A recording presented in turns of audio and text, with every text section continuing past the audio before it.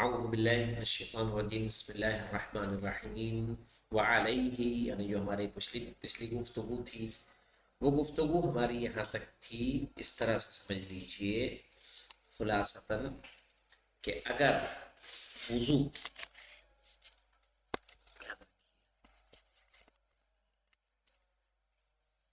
پانی آپ کا جائز ہے، یہ ہمارا ایک برتن ہے، اس برتن میں پانی ہے اور یہ برتن کیا ہے؟ مغصوب، غصب شدہ برتن ہے. اور آپ نے پانی آپ کا مباح ہے نا، لیکن آپ نے جو وضو کیا ڈائریکٹ اس سے وضو کیا تو وضو کیا ہو جائے گا؟ باطل. کیوں؟ کیونکہ آپ نے مال غیر میں تصرف کیا. لیکن اگر یہی پانی آپ ایک برتن میں لے لیں جو برتن کیا آپ کے لیے مباح ہے، پانی پہلے تھا غصبی میں، آپ نے اس کو کنورٹ کر لیا مباح میں، پھر مباح برتن سے آپ نے وضو کیا، یہ وضو صحیح ہے. بس جو جتنی دیر پانی یہاں رہا وہ عمل حرام ہوگا، یہ کام آپ نے غلط کیا ہے، لیکن اب اس میں لے کے وضو کیا، یہ وضو آپ کا صحیح ہے. ٹھیک ہے، یہ اب تک کی گفتگو تھی. آج کی جو گفتگو ہے وہ دیکھیے یہاں پہ وعلیہ فالوضوء، اور اس بنیاد پر اگر وضو ان کان مستلزما للتصرف الحرام، اگر لازم آ رہا ہے اس سے حرام تصرف، صحیح ہے، جب حرام تصرف ہوگا تو وضو کیا ہو جائے گا؟ باطل ہو جائے گا. الا انه لا يتصف بالحرمه، لیکن اسے حرام نہیں کہا جا رہا ہے.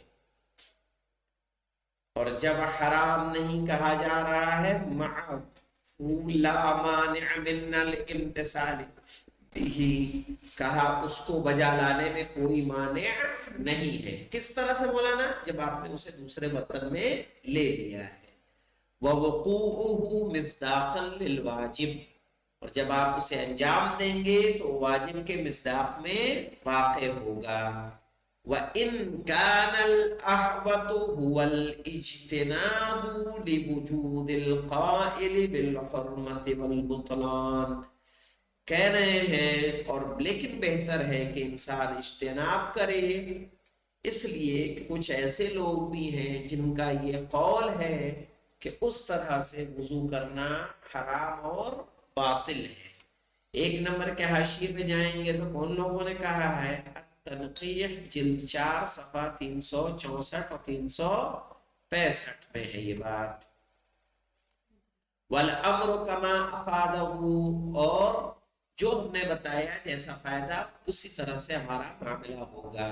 یعنی اگر غصبی سے ڈائریکٹ کیا تو وضو باطل، اگر غصبی سے نہیں کیا تو پھر وضو کیا مانا جائے گا؟ صحیح مانا جائے گا. وقال ابن قدامہ، اور یہاں سے ایک نئی بات شروع ہو رہی ہے. فَإِن تَوَضَّأَ مِنْهَا، صحیح ہے، اگر وضو کرے اس سے اوان الذهب والفضہ، سونے اور چاندی کے برتن سے، فعلا وجہین، تو اس پر دو وجہ ہیں.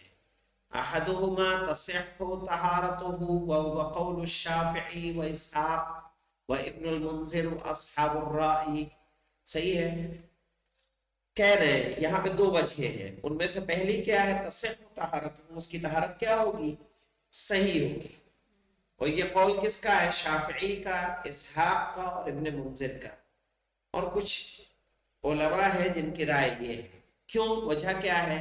لأن فعل الطہارة وماؤها لا يتعلق بشيء من ذلك، کہہ رہے عمل طہارت اور پانی اس میں سے کسی چیز سے متعلق نہیں ہو رہا ہے.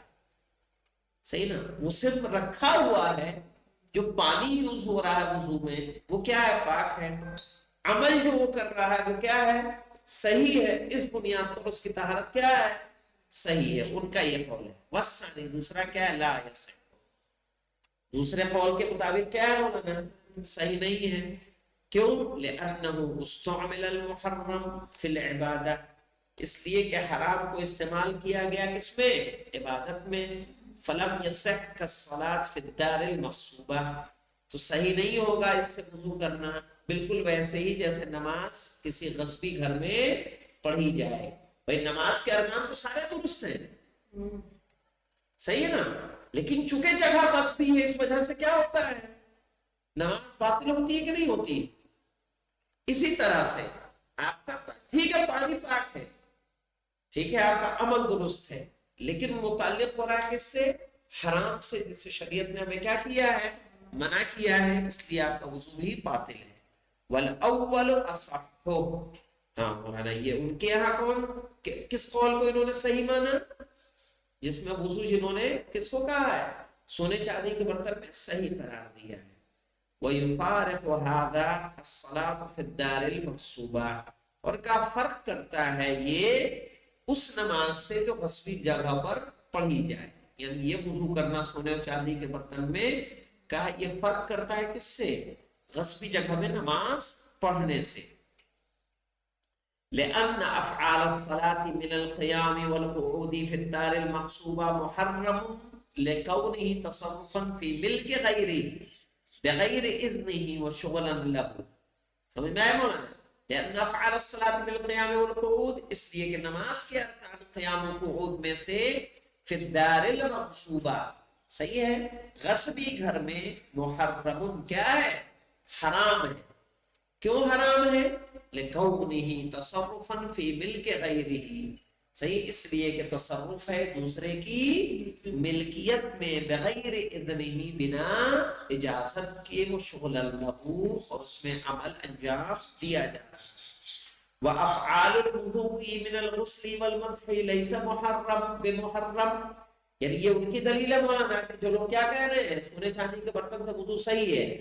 وافعال الوضوء من الغسل، اور وضو کے افعال غسل مسح لیس بمحرم، حرام نہیں ہے، اذ لیس ہوا استعمالا للاناء، اس لیے کہ اس میں برتن استعمال نہیں ہو رہا ہے.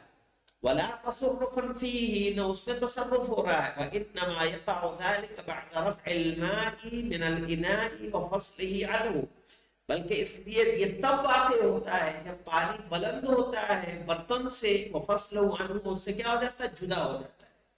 سمجھ میں آیا مطلب؟ کہا نماز حرام ہے، نماز باطل اس لیے ہو رہی ہے، ان کی دلیل کہ جب آپ رکوع سجدہ کر رہے ہیں وہ جگہ کس کی ہے؟ غصبی. سونے چاندی کے برتن میں پانی رکھا ہے، کہا پانی اب چلو میں لے لیا تو اب وہ چلو میں آ گیا ہے، سونے چاندی سے اس کا کوئی تعلق نہیں ہے. کہا اس لیے وہ اس نماز کی طرح نہیں ہے جو کس کی جگہ پہ ہو رہی ہے؟ غصبی کی جگہ پر ہو رہی ہے. اس لیے وضو ہمارے یہاں کیا ہے؟ صحیح ہے. یہ کس کا قول ہے مولانا؟ شافعی کا، اسحاق بن منصر کا، اور کچھ اصحاب رائے ہیں، کچھ علماء ہیں کہ جو صاحب رائے ہیں. اب یہاں پہ دیکھیں مولانا منشأ اختلاف کیا ہے. کہہ رہے ہیں تبین لنا، ہم پر پہلے واضح ہو چکا ہے، ان الاختلاف حول الشروط، کہ اختلاف جو اہل سنت و مذاہب کے درمیان پایا جاتا ہے وہ کس کے بارے میں پایا جاتا ہے؟ شروط کے بارے میں. ناشئ عن الاختلاف فی المبانی الاجتہادیہ، جو پیدا ہوا ہے اجتہادی مبنا میں اختلاف کے سبب، اجتہادی مبنا میں اختلاف کے سبب. والتحقیق، اور تحقیق یہ ہے، ان اکثر الاختلاف واہمہ، کہ زیادہ اختلاف اور زیادہ اہم اختلاف، ناشئ عن الاختلاف فی فهم معنی الشرط، صحیح ہے، پیدا ہوا ہے اختلاف شرط کے معنی کو سمجھنے کے سبب.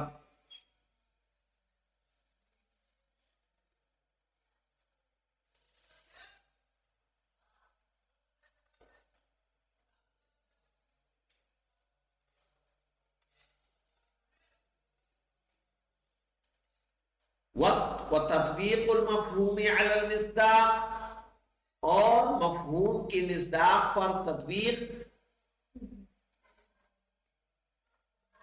کے سبب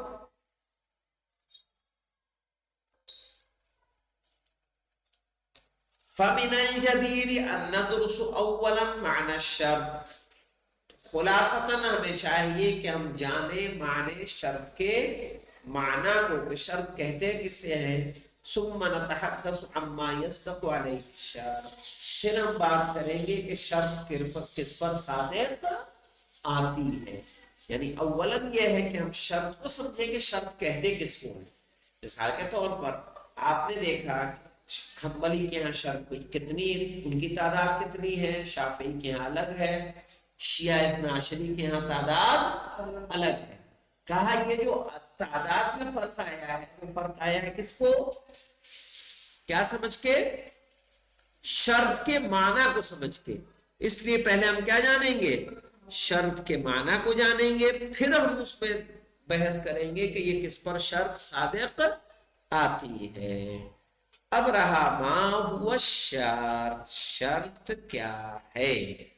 تو شرط کیا ہے، کہنا قال الجزیری نقلا عن فقہاء السنہ بلا خلاف، جزیری نے کہا فقہا سے نقل کرتے ہوئے، فقہاء اہل سنت سے بلا خلاف، کیا کہا، الفرض بالرکن الجزء، فرض یا رکن کیا ہوتا ہے، جزء ہے. ما کان من حقیقت الشیء، جو جز ہو کس کا، کسی چیز کی حقیقت کا. والشرط، شرط کس کو کہیں گے مولانا، شرط کہیں گے ما توقف علیہ وجود الشیء، جس پر کسی چیز کا وجود کیا ہو، موقوف ہو جائے. ولم یکن من حقیقته، حقیقته مثلا الصلاة من فرائضها التکبیرة والرکوع والسجود الى آخره، ومن شروط صحتها دخول الوقت. کہہ رہے ہیں ہاں مثلا الصلاۃ، جیسے نماز، من فرائضها، اپنے واجبات کے ساتھ، کون کون سے ہیں، تکبیر، رکوع، سجود الی آخرہ، یہ ساری چیزیں کیا ہے، واجب ہیں. ومن شروط صحتها، نماز کے صحیح ہونے کی شرط میں سے ایک شرط کیا ہے مولانا، دخول الوقت، کہ وقت کیا ہو، داخل ہو. وقت سے پہلے اگر کوئی نماز پڑھے گا تو اس کی نماز صحیح نہیں ہوگی. تو کہا شرط کس کو کہیں گے، کہ جس پر کوئی چیز موقوف ہو جائے، فرض جس سے وہ چیزیں مل کر بن رہی ہیں. تو جیسے وقت ہے، داخل، وقت کا داخل ہونا، یہ نماز کے صحیح ہونے کی شرائط میں سے ایک شرط ہے. اب رہا المذہب الجعفری کی، اس کے بارے میں کیا رائے ہے وہ پڑھا جائے گا.